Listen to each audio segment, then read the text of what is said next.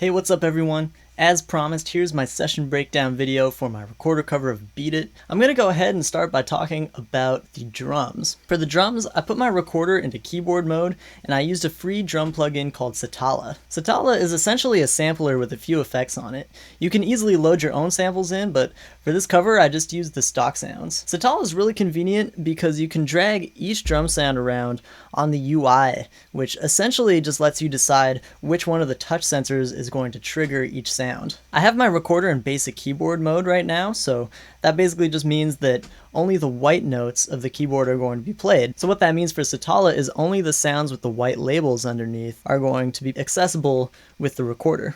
Anyway, I like to use this drag and drop function to decide basically which sounds I want to be triggered by each of my fingers. I usually choose this based on what the drum part is and how I feel like playing it. For this cover, I thought it made sense to use 4 fingers, so on my right hand I've got my middle finger triggering the hi-hat sound, I've got my pointer finger triggering the clap sound, and then in my left hand I've got my middle finger on the kick drum, and I've got my pointer finger on the snare. This is a pretty good setup, and you can play a lot of cool beats this way.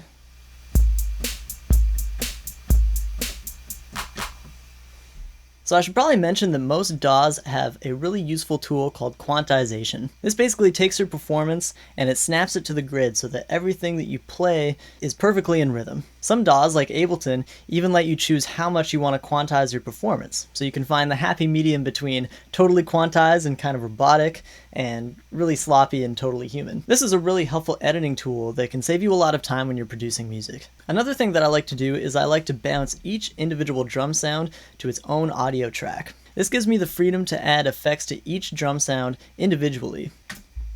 A good way to do this is to solo the sound that you want to bounce, and then route the audio from your Satala track to another audio track, and then hit record on that track. This is a bit more of an advanced thing, so if you don't totally get it, don't worry too much about it. Just know that that's how I took these drum sounds from Satala and then made it sound like this.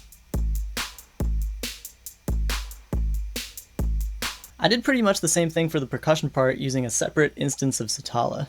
So here's what the percussion part sounds like. And here's what it sounds like with the drums.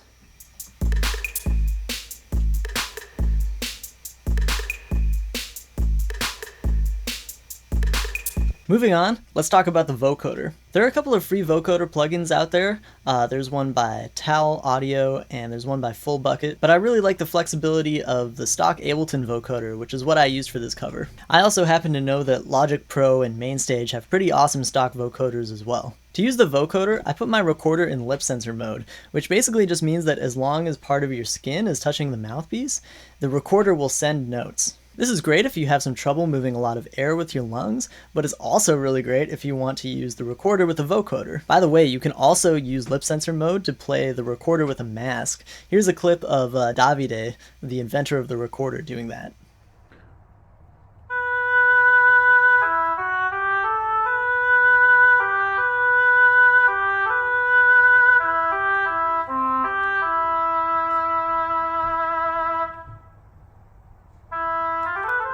Yeah, so anyway, vocoders are super cool. To simplify it a lot, basically the vocoder is taking my voice and it's sort of mixing it with the sound of a synthesizer. I'm controlling the pitch of the synthesizer with the Re.Corder, and in turn the synthesizer is controlling the pitch of my voice and making it sound as though I'm singing. If I wanted to really embarrass myself, I could play for you the recording of my voice without the vocoder involved, but I'm not gonna do that. They told her, don't you ever come around here.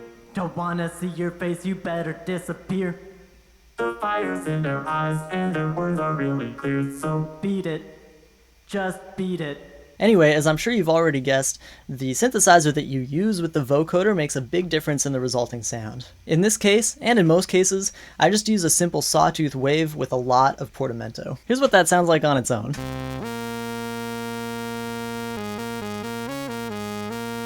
And then if I add my voice, you wanna be tough, better do and then if I turn down the sound of the synthesizer, but you wanna be bad, so beat it. pretty neat. So that's how I did the drums and the vocals. Now let's talk about the synthesizers.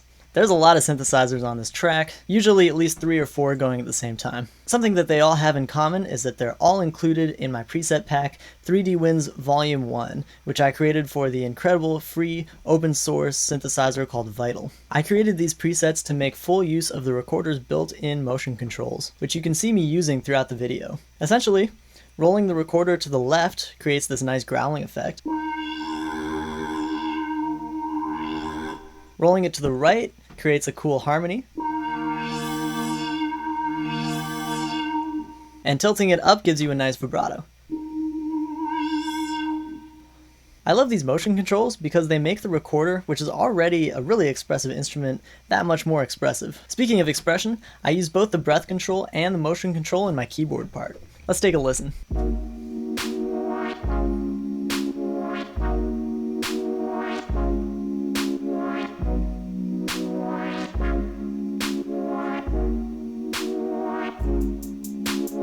To do this, I took one of my 3D Winds presets and I made some simple modifications to it. First of all, I took the voices and I changed it from 1 to 3 because I'm trying to play a 3-note chord. Ordinarily, I wouldn't have the voices set to anything other than 1 because it makes it sound really choppy and weird. Not super ideal, but in this case we're just using the Re.Corder as a breath controller and we're playing all the notes on the piano, so it's totally fine. Let's hear what that sounds like.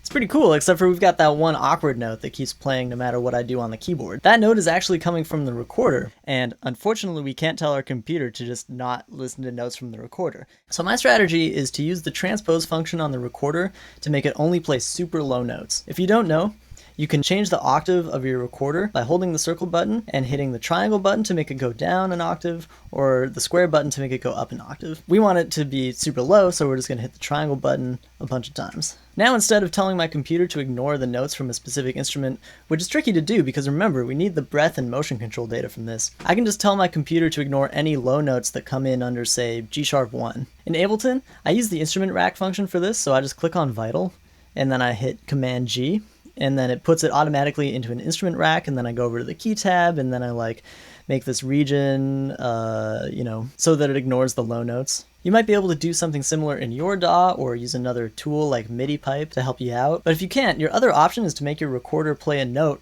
that fits with all of the chords that you're playing. This isn't always going to work, but it can sound really cool when it does. This is the kind of thing that I really love about this instrument, by the way. You have so many different tools at your disposal, what with keyboard mode and lip sensor mode and just normal playing mode, not to mention all of the motion controls that you can use. I especially love that you can combine these features to do cool stuff, like have a keyboard that is both breath controlled and motion controlled. I really appreciate that the Re.Corder lets me do all of this, and that it brings this technology to a wider range of musicians. That's it for this video.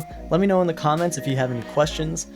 Don't forget to like and subscribe, and thanks for watching. I'll see you next time.